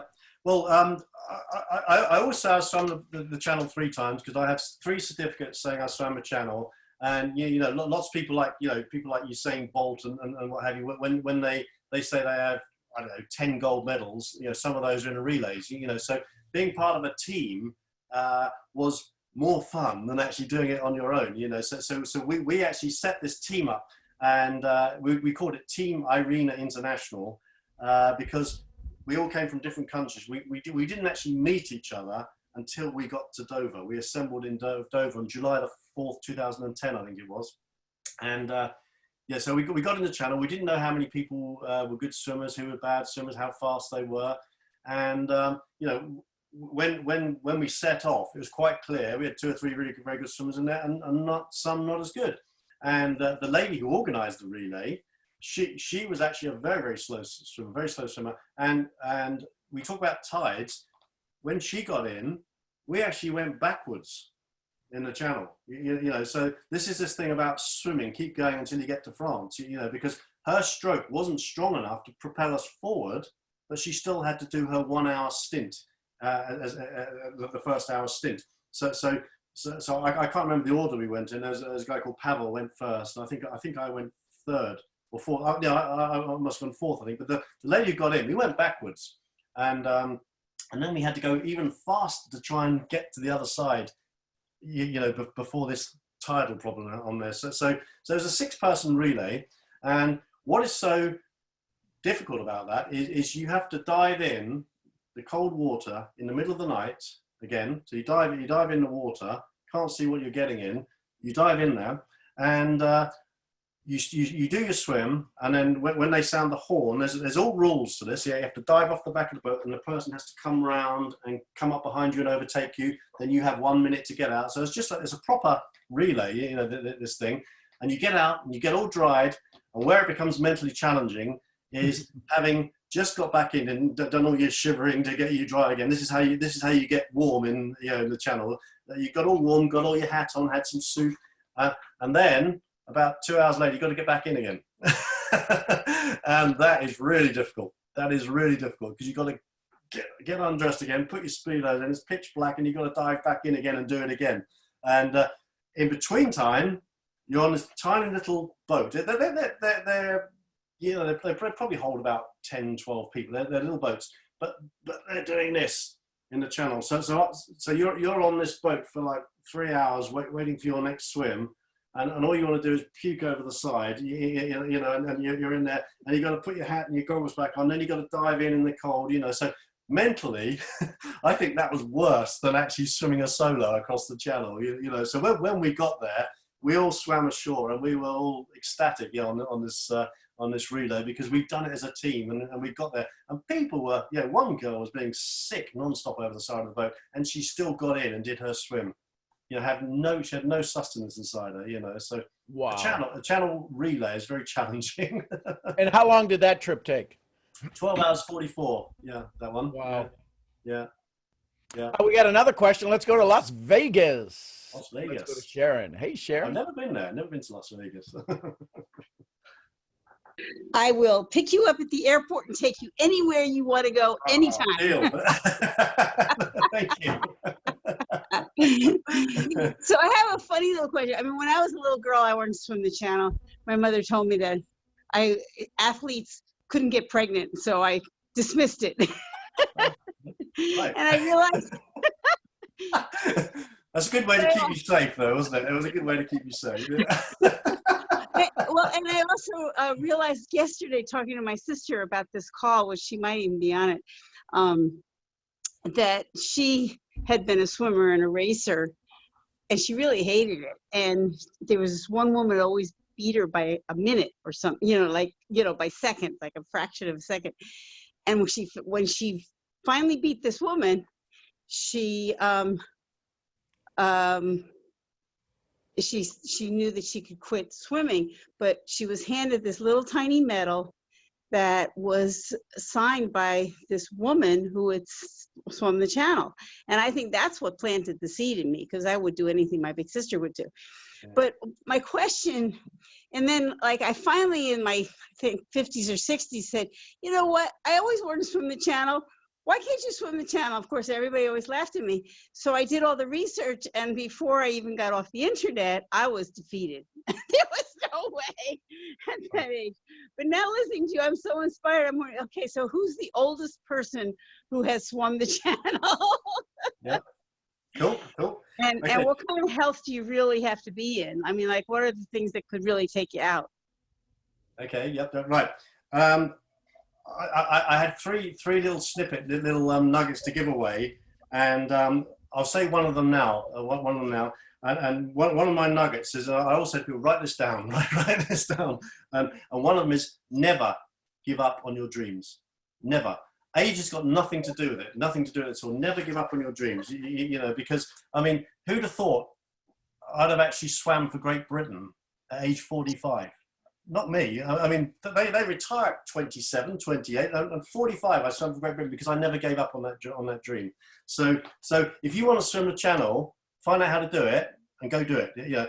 And the answer to your question, I think this is right. Last time I looked, Dr. Stanley Matthews is an American. I think just Google him.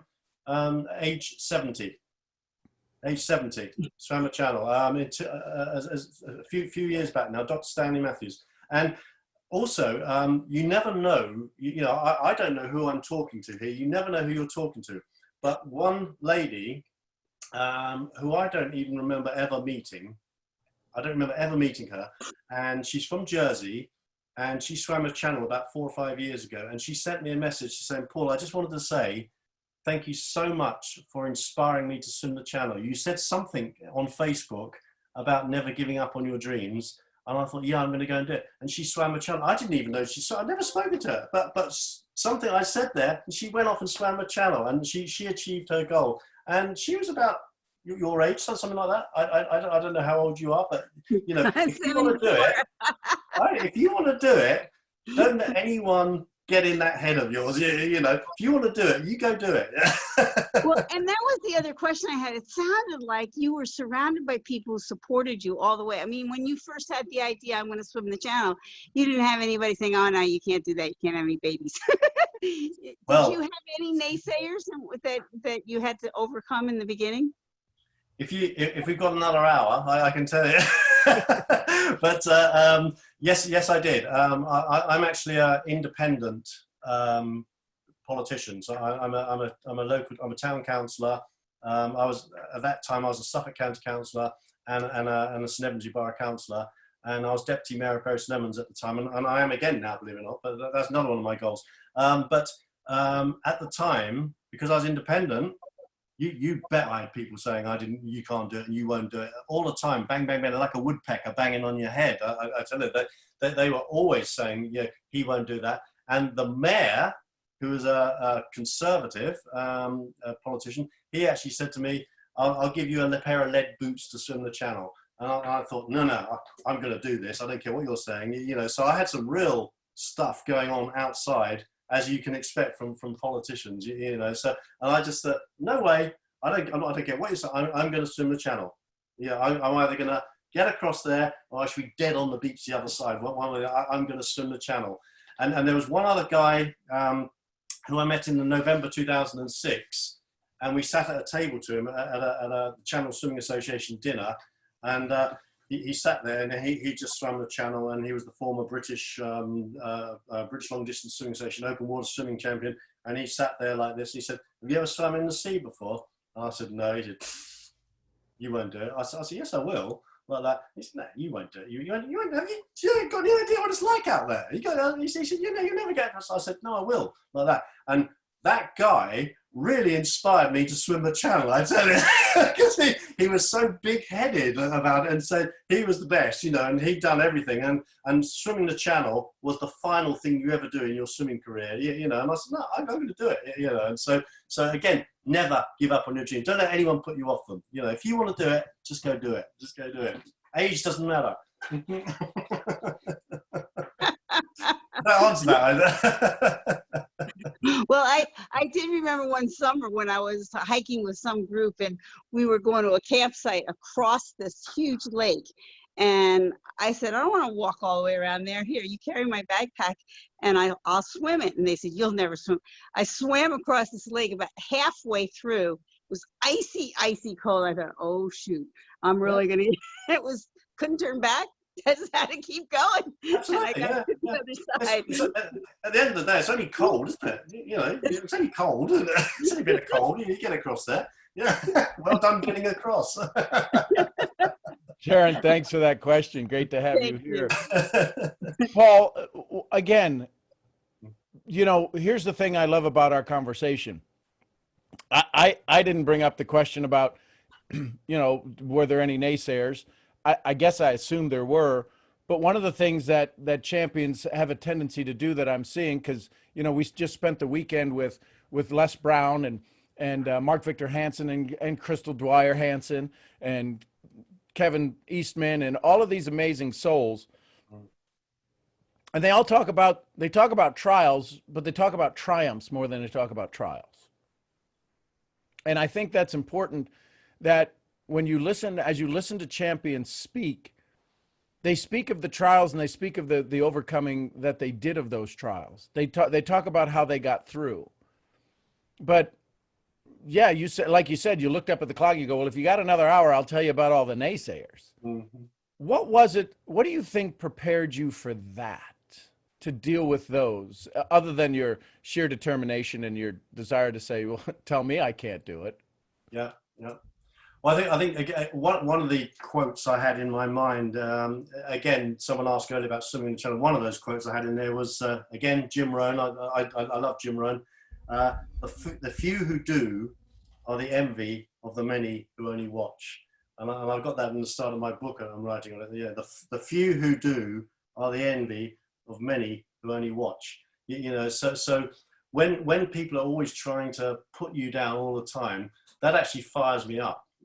I don't know what it is. It fires me up, and I learn more, and it fires me up more by losing than it does by winning. You know, and I've stood for election as a politician. I think it's I think last time it was 14 times I stood for election, and I've lost 7 and won 7. And the reason I'm still elected is because I've lost 7. You know, I've lost just as many times as I've won. The key is don't give up, isn't it? Don't give up. You know, just because you lose an election doesn't mean nobody likes you. I mean, on one occasion I lost by 4 votes. One occasion I lost by 5 votes. You know, so it doesn't mean no one likes you. It just means 5 people didn't vote for you. You know, so never give up on those dreams. You know, people are always going to put you down, and they do put you down all the time. Like the lady who just said, you know, the mum said, "Oh, you won't get pregnant if you swim." I've never heard that before. You know, and it might be a Las Vegas thing. I don't know. No, but I mean, it's not. You just don't listen to them. You take it on board. And Larry Thompson always said, you know, stuff like that was in the Bible. It said, when Jesus sent the apostles out, he said, go and knock on every door. And he said, but not each home is going to be to your accord. And he said, when you get there, when you leave, just shake every grain of sand from underneath your shoe on there. So shake it off, because they're going to keep firing this negative stuff at you all the time. But you just need to shake it off and not take it on board, and don't let anything detract you from your goal. Yeah. That's awesome.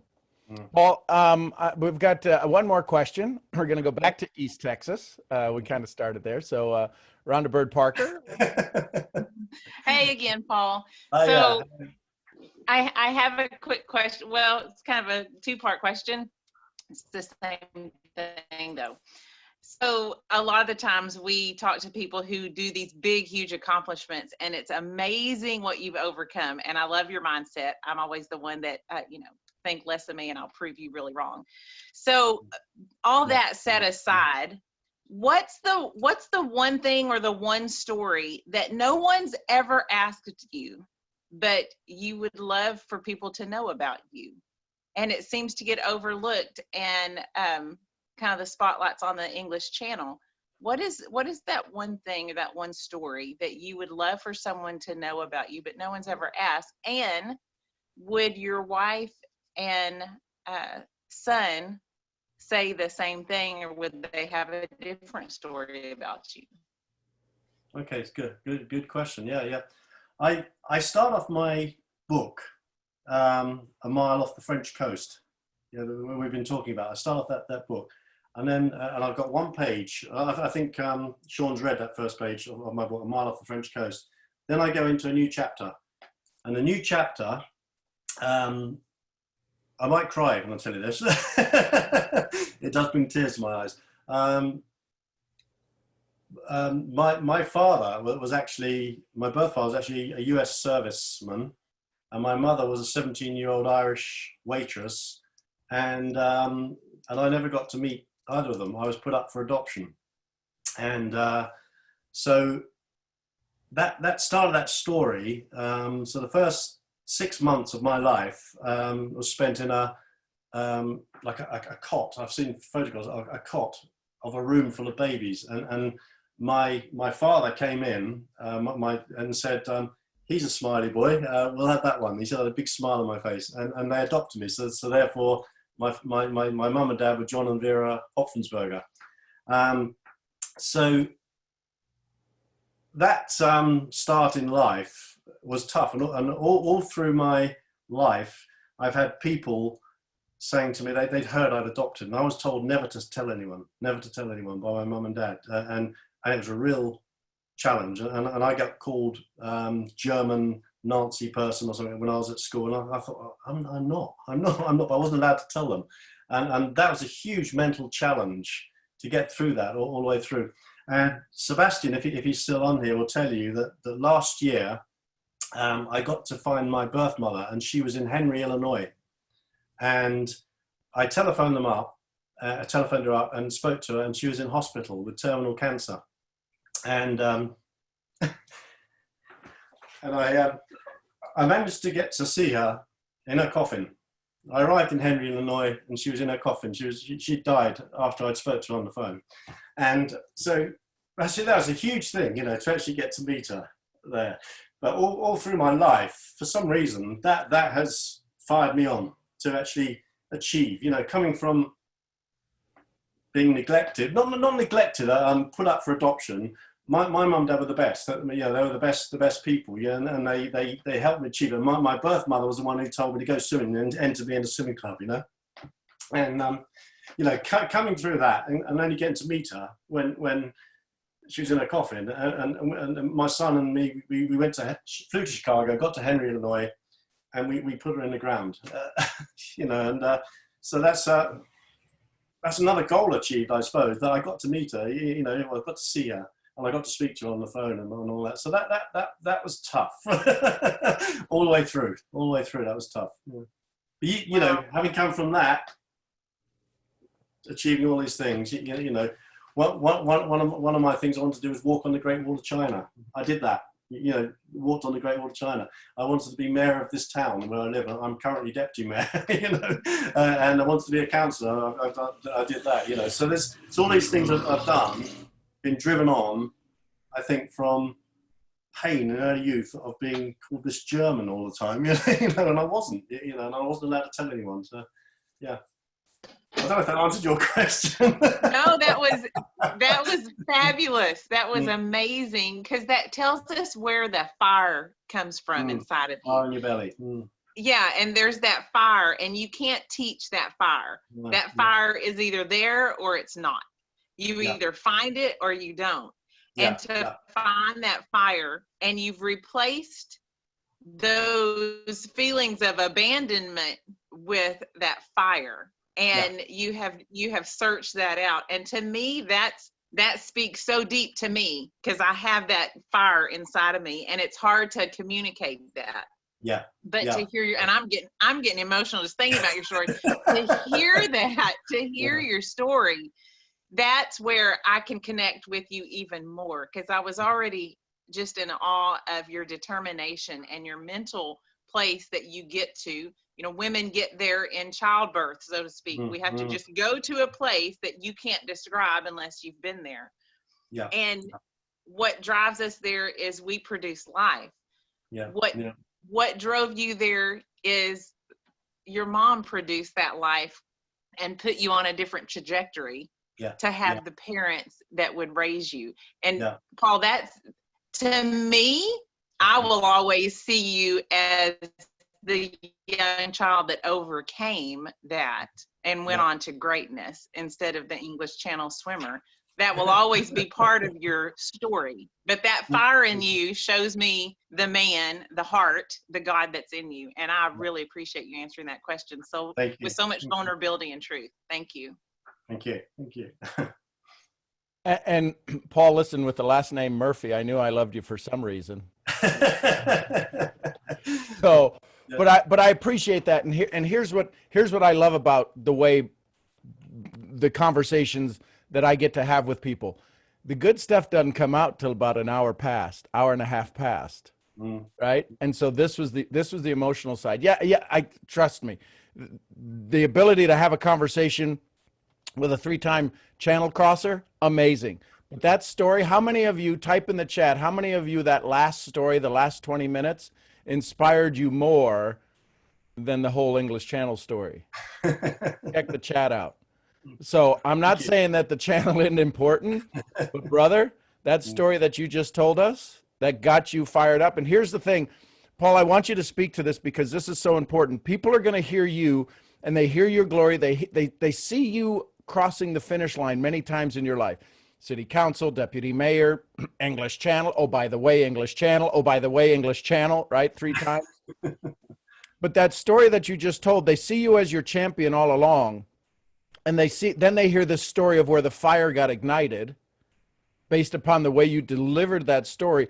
Everybody, then what happens is they feel, well, I wasn't orphaned, I wasn't adopted, I wasn't all of these things, and they feel they can't find their own fire. And what Rhonda said was, that fire's inside her, it's inside of all of us. What would you say to everybody who just heard that part and said, I'm not Paul? What's a story you've heard from Jim Rohn or Larry, or even through your own existence and talking with Sebastian or Becky, that to let everybody know that fire exists in them?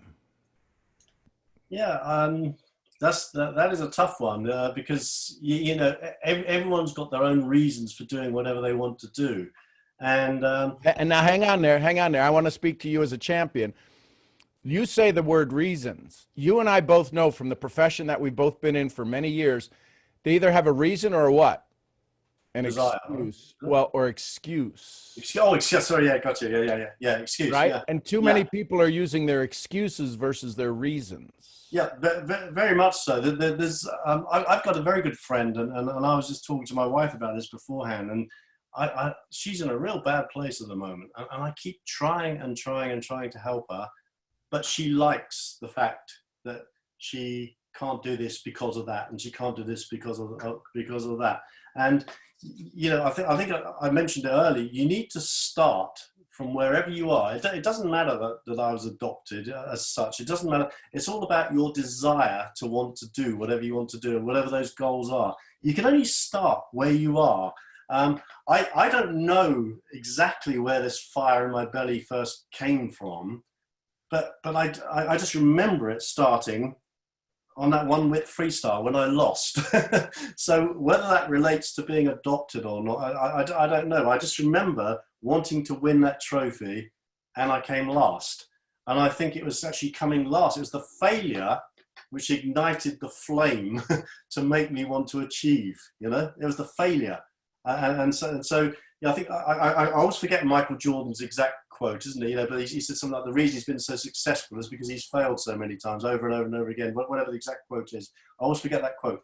But that is the fire that anyone can use. You know, just because you don't win something, or you think you can't do something, you have these limiting beliefs in your mind which says you can't do it. Just because that's there doesn't mean you can't do it. You just have to change that.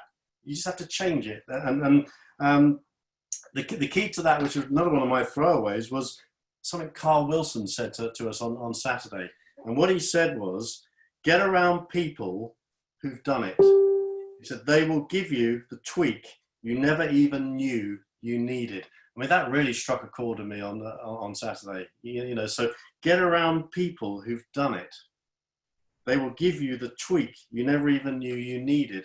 You know, so that's what I've always done. You know, when I came from coming last in a swimming race, I got around the people I needed to get around to help me win when I was 10.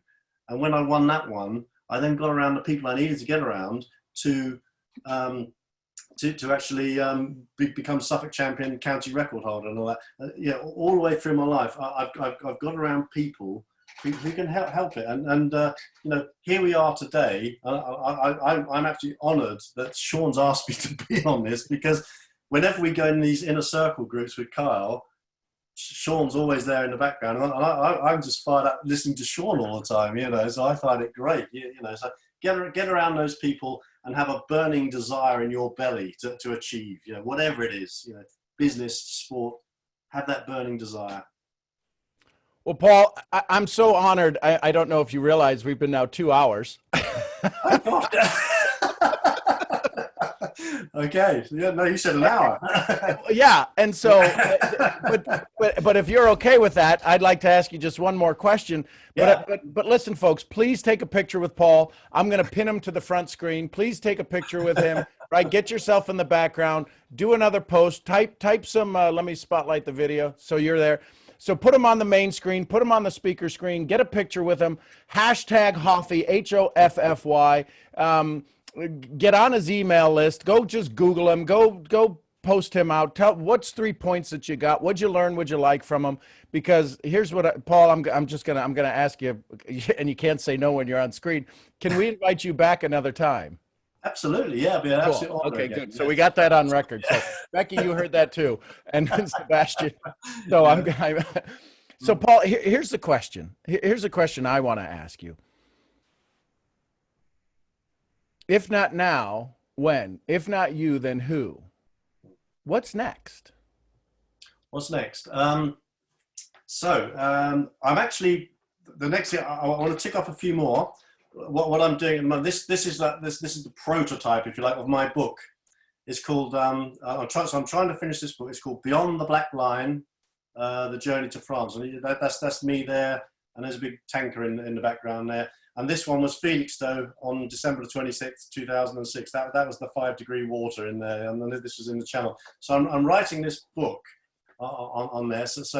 And it's important to document everything. I think to actually these small steps to achieve the goals. I've already achieved another one.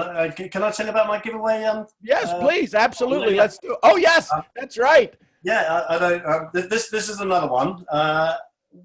My best swimming buddy, we were very competitive together. We were always, he'd win one, I'd win one, he'd win two, I'd win three, and very, very competitive. And we decided to form a band, you know, so I was 16, he was 13. We decided to form a band because I've always been into my music. And in 1982, we recorded 4 songs and always wanted to actually turn it into a vinyl record. And 2 years ago, I did that, and here it is. Here it is. So it's called. We were called the Teasers with a Z, Teazer, Teasers. It's called Teenage Angst, and that's me there. That was our drummer, and that's the bass player. Now wait a second. Hold that up. Let's get some pictures with this. Again, folks, I'm going to ask you all. Go ahead and take a picture. Take a picture.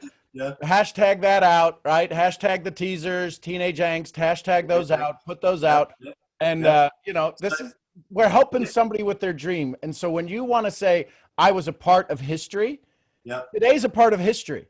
Yeah. And so I really want us to just whatever it is to promote it out, get your friends to share it. So. Yeah. So yeah, if you wanted to buy one of these, they're at theteasers.com. And I normally sign a message across here. But what I'd like to do today, because I haven't finished my swimming book, is if you sign up to my mailing list, or just send me an email saying to mail at paulhopfensperger.com, and I'll try and randomly pick from anyone on there. I'll randomly pick. So I'll sign a message on here to you. So I've got one of these. I'll sign a message to you on here, and on the back, that's us. That was us live back in the day. And inside we have there's a sleeve telling you about. Check it out. the band like inside. So cool. Yeah, so that's on there. So I don't mind where it is in the world. I'll ship one of these to you in the world just for coming on my mailing list. But you'll also get a digital download, and it may not be the music you like now. And in fact, when I listen to it now, I think it's a bit dated, you know. But it was a goal to do this, you know. But you know, Paul, were you that young when you did it? Yes. Yeah. Here I was 19. He was 19. He was 17. He was 16. Yeah, when I did this, but I only put all this together and did it 2 years ago. So it's been out for 2 years. And when we sell these, we put 25% of these go to St. Nicholas Hospice, which is a local hospice in Bow Stones again. So it's raising money for charity. But I will give you, I'll send you one of these to wherever it is in the world you want it to. I'll sign it, and I'll do the second one. I'll email you the 4 digital songs so you can put them on Apple iTunes or whatever on there, you know. So there's four songs on there. One's called The System, which is about Ronald Reagan, and Shape of Things to Come was about Ronald Reagan and putting his finger on the bomb at the time. Alison was my girlfriend at the time, and Dreaming of You was another. So two love songs, two angry songs at the time. You covered the gambit. So that's yeah. So if you just send me an email and I can put you on my mailing list, so mail@paulhopfensperger.com, and I'll print them all out. I'll stick them on a desk, and then just shut my eyes and get someone to pull one out. Yeah. That's so awesome. Yeah. That's so awesome. Yeah. Well, Paul, I appreciate you. We're right at 2 hours. You have been this champion. You have been this. I want to really thank you for giving us your time. And again, folks, the way you say thank you is you may put Paul in touch with somebody that inspires them to swim the channel or to swim their own channel of their life, that they want to step out on France and raise their hand and say, I did it. So, Paul, any last words before we let you go for the day and let you back to Becky? No, I think the very, very last thing, the very first person to swim the English Channel was Captain Matthew Webb on the 24th of August, 1875. So on his memorial, it says, and these are fabulous words, write these down, nothing great is easy. Nothing great is easy. Simple words on his memorial. Nothing great is easy. So whatever you want to achieve in life, it's not going to be easy, but you can do it if you just put your mind to it. Nothing That's great awesome. is easy. Well, folks, here's what I know. We just had a little bit of history. We spoke with a 3-time crosser, 2 solo, 1 with a relay, the English Channel. This is what happens when you hang out with some pretty amazing people. I get to hang out with some pretty amazing people. I get to call friends. Paul, thank you for being here. I appreciate you. I'm going to ask everybody to unmute and just say, hey, thanks, Paul. So everybody go ahead and unmute. Thank you, Paul. Thank you so much, Paul. Paul, Appreciate you. Thank you for sharing yourself. Very much. Thank you, Paul. Very nice. Thank you. Thank you, Paul, for the inspiration. You are inspiration. Well, there you You're go, Paul. awesome. I love your laugh. I appreciate you, brother.